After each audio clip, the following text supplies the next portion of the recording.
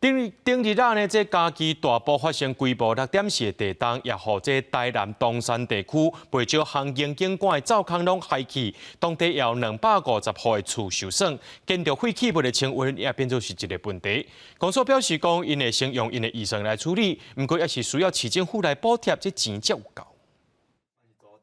农民要靠无目屎，因为今年打开80万起好的肥皂坑，所予顶日来地动又甲歹去，土窑壁煞死价，有的是规则拢放落来。足侪搭共款嘛拢安尼，伫台南东山遮真出名。逐当8月，因拢用土窑古法来行景景观。农民本真欢喜，今年林景会大收，8月通背来卖。无因天灾甲因讨债器具拢破坏去，农民无奈讲，即阵建材拢起悬，就毋望政府甲因斗相共，倒去南关。就我若今年啊生，讲起来是东山的大生年啊，我就无法度背啊，无法度背要等明年啊。台湾南部这样断层太多了。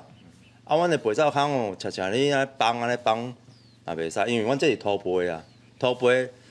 咱较无地基啊。地动已经半个月，毋过从外口这边30米长的砖仔墙全部倒去，有的土角是妨碍到人过路通行的状况不止济，到达也未处理。有民代指出，这老厝早期咧起的时阵，大部分拢无申请建物保存登记，地主即阵若是要清理建筑废弃物，无法度申请，机关希望市府通向中央争取补助。毋敢讲全部问政府啦，像这阮嘛是爱家己的安全，阮嘛是爱家先开啊，无要安怎？对政府来讲，他根本不知道你这里有房子。那像他这样子产生出所谓的建筑废弃物的时候，一来政府没有办法帮他贴红单或黄单，二来它的建筑废弃物，它就会产生出一个有点尴尬的存在，到底这些建筑废弃物是从哪里出来的？现在由环保局以及市府民政局的区公所来处理这些业务的时候，他们就必须要编列预算来有所指引。东山区公所统计，厝受损的案件已经通报超过250件。公所讲部分的经营公所经费来清运，其他嘛是需要市府补贴。